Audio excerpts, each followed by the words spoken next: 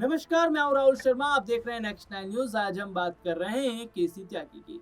जदयू के वरिष्ठ नेता रहे केसी त्यागी को लेकर आज बड़ा राजनीतिक घटनाक्रम देखने को मिला।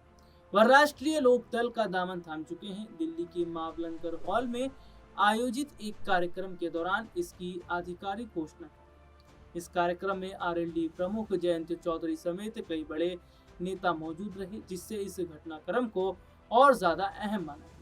केसी त्यागी के पार्टी बदलने की चर्चाओं के बीच जयंत चौधरी पहले ही खुलकर अपनी राय रख चुके।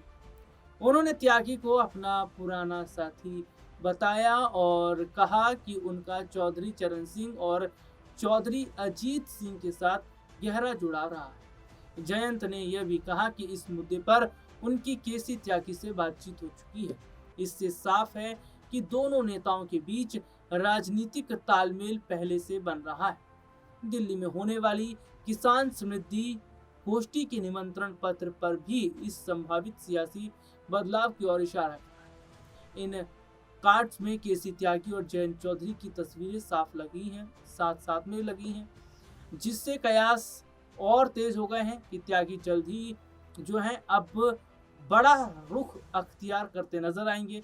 केसी त्यागी लंबे समय तक बिहार के मुख्यमंत्री नीतीश कुमार के करीबी माने जाते रहे, लेकिन पिछले कुछ समय से उनका पार्टी में कद घटता दिखा। उन्होंने जनता दल यूनाइटेड यानी जेडीयू की सदस्यता का नवीनीकरण नहीं कराया।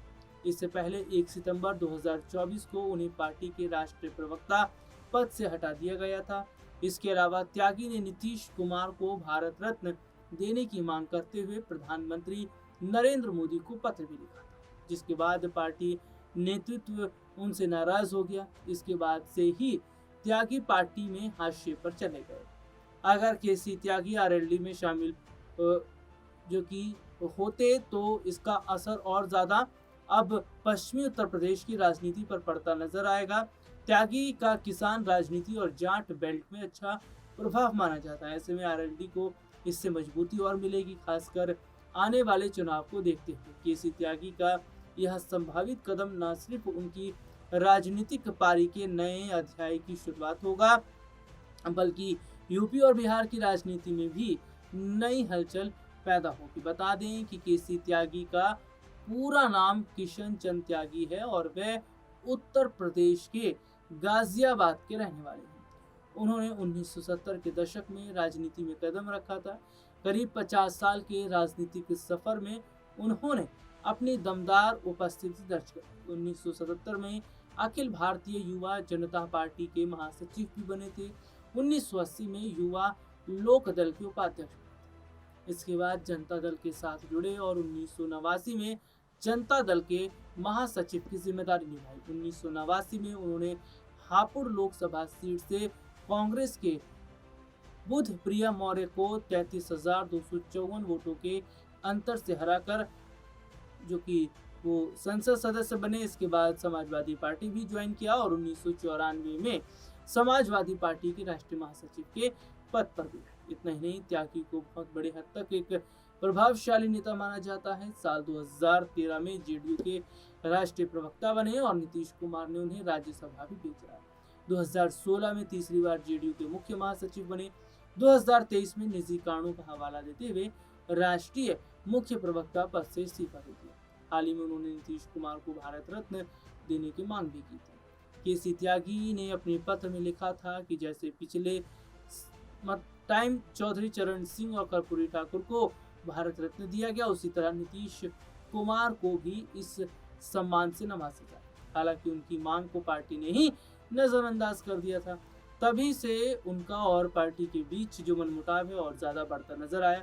हालांकि अपने दर्शकों को बताएं, उत्तर प्रदेश में साल 2027 में विधानसभा के चुनाव होने वाले हैं। उत्तर प्रदेश में जो 2027 में विधानसभा के चुनाव होने वाले हैं, उस चुनाव से पहले केसी त्यागी का आरएलडी में शामिल होना ये बहुत बड़ा फायदा आरएलडी को पहुंचाएगा।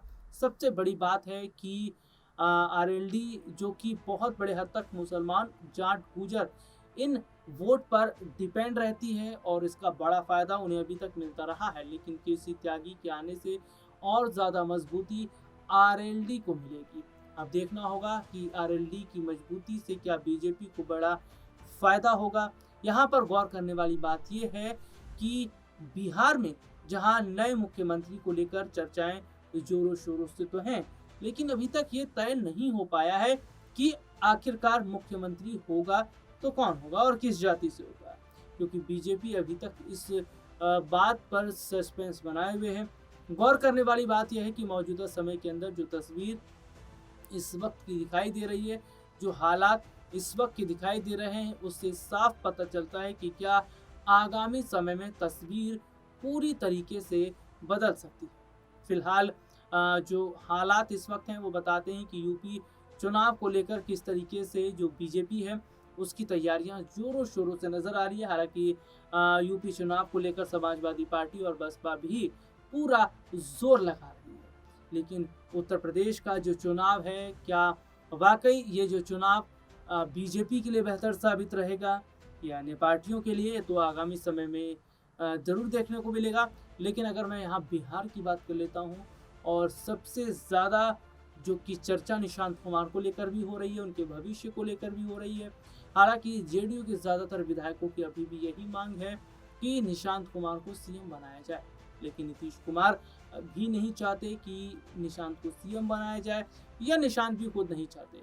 देखिए, सीएम यानी कि एक मुखिया और एक राज्य की जिम्मेदारी, और अभी तक इतनी बड़ी जिम्मेदारियों को निशांत कुमार ने नहीं संभाला है। और जैसा कि यहाँ पर देखने को भी मिल रहा है कि निशांत कुमार अभी राजनीति में कच्चे हैं, अभी राजनीति को वो समझ रहे हैं, और बहुत बड़े हद तक अभी राजनीति की ABCD को उन्होंने सीखना शुरू किया है। तो ऐसे में यहाँ अगर मैं बात करता हूँ, तो जो हालात, जो तस्वीर इस वक्त दिखाई दे रही है, वो ये साफ बताती है कि मौजूदा वक्त के अंदर कितने बड़े जो बदलाव हैं वो दिखाई दे रहे हैं। अब निशांत क्या भविष्य के जो सीएम हैं वो क्या बन पाएंगे, ये एक बहुत बड़ी बात है।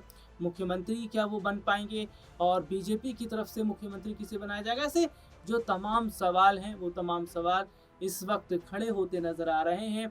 और आगामी समय की अगर मैं बात करूं, तो निशांत कुमार कई बड़े फैसले और भी लेने वाले हैं।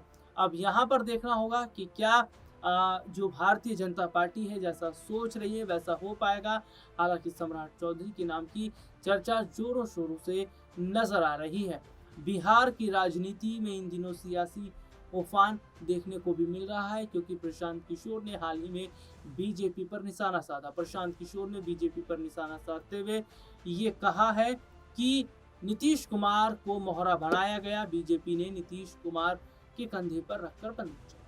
हालांकि नीतीश साफ कर चुके हैं कि राज्यसभा जाने का उनका अपना फैसला ही अपना फैसला था, इसमें किसी की कोई भी हस्तक्षेप या किसी का कोई दबाव नहीं था। लेकिन विपक्ष का ये साफ कहना है कि बीजेपी ने नीतीश कुमार का इस्तेमाल किया है, और बिहार की जनता ने नीतीश कुमार को मुख्यमंत्री के तौर पर देखा था, इसलिए वोट किया था। लेकिन बीजेपी ने बिहार की जनता के साथ भी बड़ा धोखा किया। आगामी वक्त में ही देखना होगा कि क्या नीतीश अपने बेटे निशांत को जिस तरीके से तैयार कर रहे हैं, निशांत के लिए जो तरीका रणनीति बना रहे हैं, क्या वो कामयाब हो पाएगी। फिलहाल इस प्रोग्राम में इतना ही।